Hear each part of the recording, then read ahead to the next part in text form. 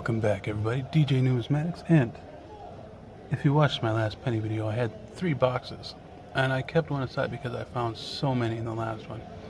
If you look at the top of this one, it was packaged the same day as the other one.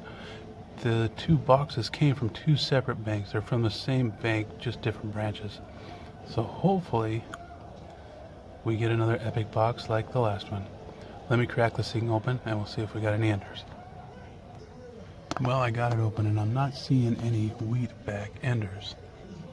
Only thing I'm seeing is this one possibly might be a wheatie. Let's just see.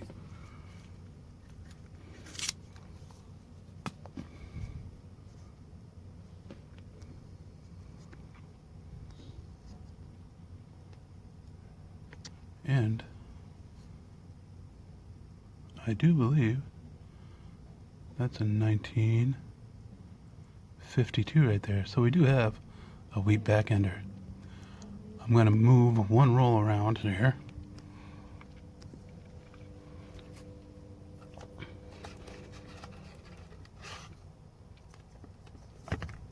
And we'll start with this one. Let's see if this is another epic box. Well, I got that rolled out, and it is a 1952 Denver. And if you look back here, we're already going to have wheat cent number 2. It is a 1951 Denver. I can check both of those for Dior Vereses. If I got them, I'll bring you in. If not, hopefully we find a ton more wheat cents. We're on roll number 5, and I can see a date, and it's a 1953 from Denver. Wheat cent number 3. I just finished with roll 5, and I got this 1972. And you probably can't see it on the microscope. I'm not seeing it in Galway Trust, but I am seeing some doubling in the date. It might be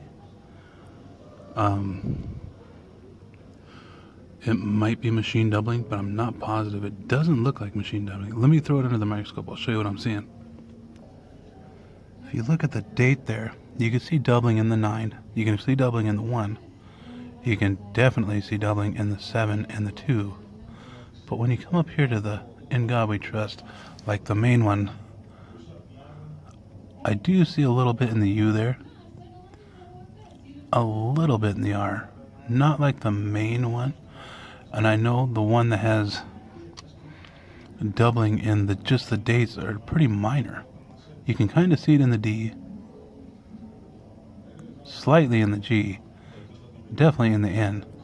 But then when you come over here to Liberty, you really don't see nothing here. So I don't know if I've got a machine doubled 1972 or if this is one of the double dies. 72 and 83 are always the 2 of my hardest dates to discern if I've got the double dies on them or not, because there's so much machine doubling on them. That definitely looks like a possible double die. I'm not 100% positive, but I'm definitely going to put it aside. We're on roll 7, and I just flipped it over, and we've got another wheat cent ender. Let me go ahead and crack it open and see what we got. Just got this one open, and it is going to be a... Whoops. If I can keep my hands on it here. Definitely a wheat cent. Oldest of the box so far, 1937D. We're on roll number 9, and we're going to have wheat cent number 5. And that is a 1955 from Philly. I will check that real quick for the DDO. Well, As you can see, it's definitely not the DDO, but it is a 1955 Philly. Always fun to check. While I got here, I got a 87D. You can check these for RPMs, but I'm not seeing it. And I've also got, it's pretty toasty, but I still check them. We got a 61, and I'm not seeing the RPM on that one either. Alright, let me get back to the hunt. We're on roll 11, and we've got our first Canadian in the box, and that is in 1965. 1 year off being a young head. Pretty crusty too. We're on roll 19, and if you look here, where did I just see that? We've got a foreign, but we've also got a wheat scent, and I think I've seen another set of ears here somewhere. Right there, we got a wheat scent. Hey, we got 3. That's a 45 there. So let's go ahead and pull out this foreign.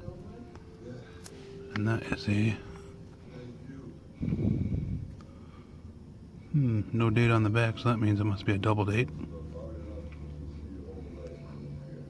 1952 to 2002. Canadian scent. And let's go ahead and pull this one out because I can see what date that is. That there is a 1945 from Philly. And let's pull out this one.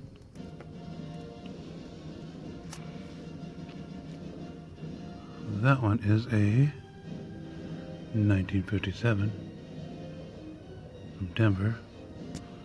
And let's see what the third one is.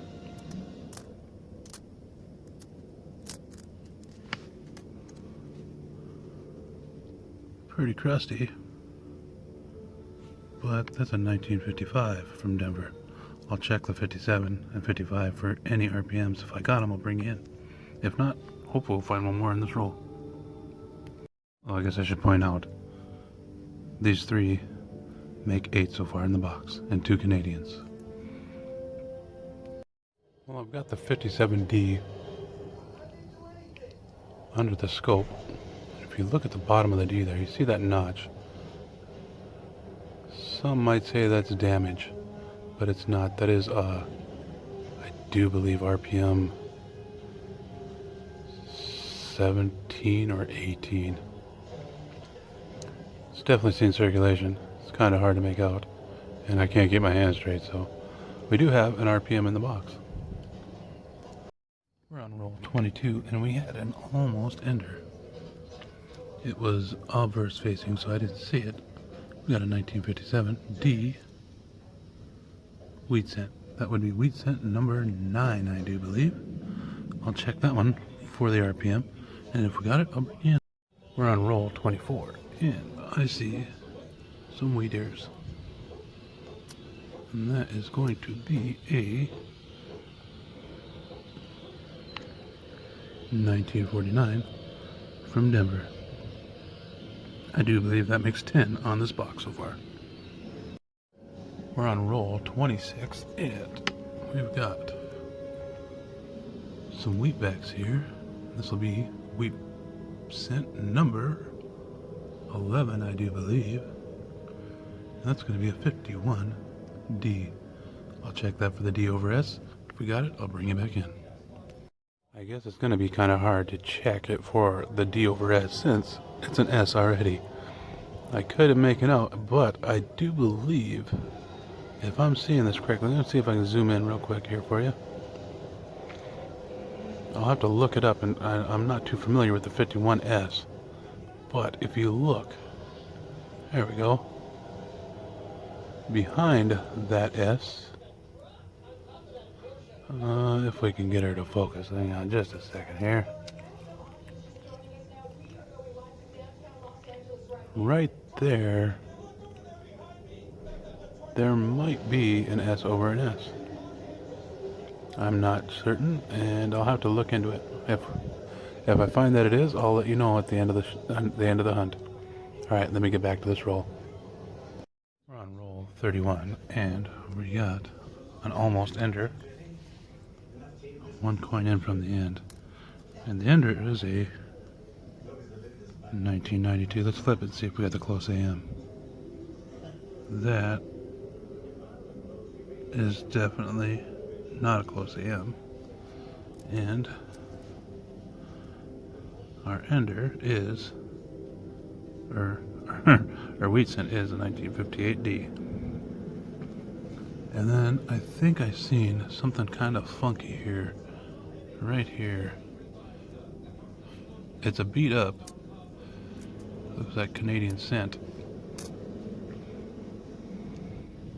It is a young head that somebody didn't like and beat up on pretty good.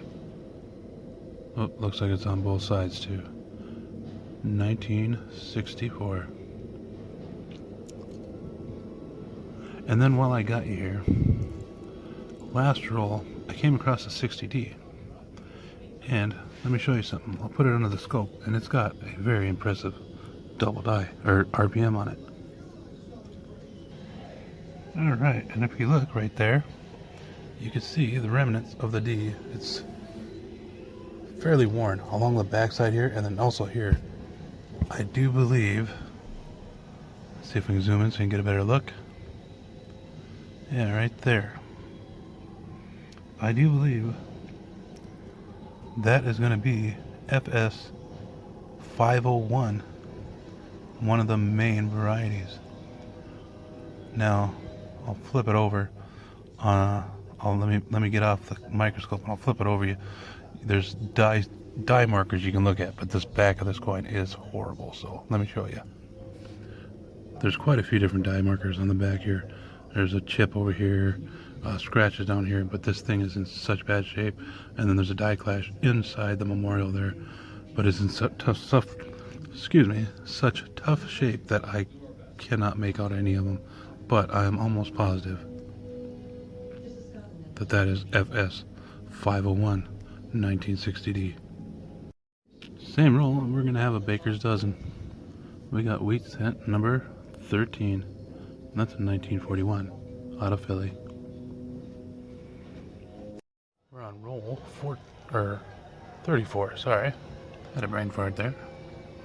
And we got our second Canadian, I do believe, or third. I can't remember how many Canadians we got. But we got a 1999, and then we got a set of wheats right behind that. And that is a 56D. Canadian number 14. We're on roll 41, and we've got another wheat cent. This will be wheat cent number 16, and it is a 1949. That looks like at one point in time it's been cleaned. We're on roll 42, and I can see in this roll a weird rim, so we probably have Canadian number 5 here. It's a newer one from 1984, Canadian. We're on roll 45, and we're going to have wheat cent number 17. That is a 1956 from Philly. We're on roll 47, and we've got another Canadian. I do believe this makes 6 Canadians. This one is a 1976. Well, that box was searched, and the only thing I found in the last roll was a 2009 P, formative years, Lincoln cent. I'll go ahead and throw it under the scope and show you what I'm seeing.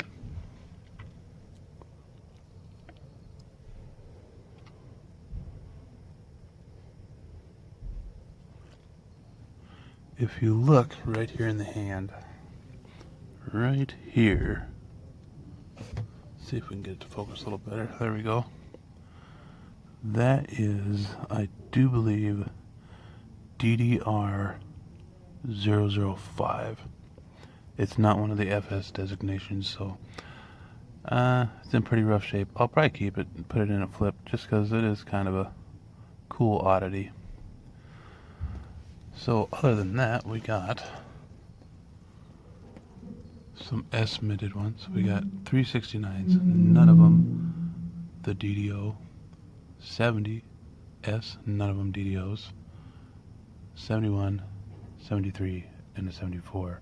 I keep all my S-minted ones. I just like the mint mark, and I do check them. They do have some nice DDOs, and none of these have them. The only thing I'm missing there is the 72S to make all 6 of them. And then we got one wheat cent from the 30s, that 1937 if I remember right.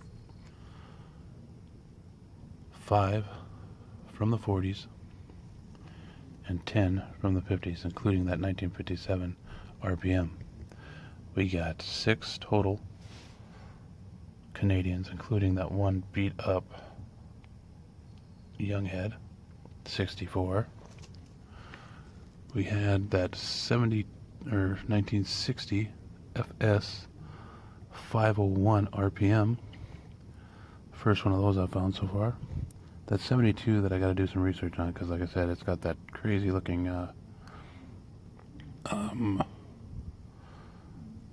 from what it looks like an RP or a DDO, but I'm not able to find it.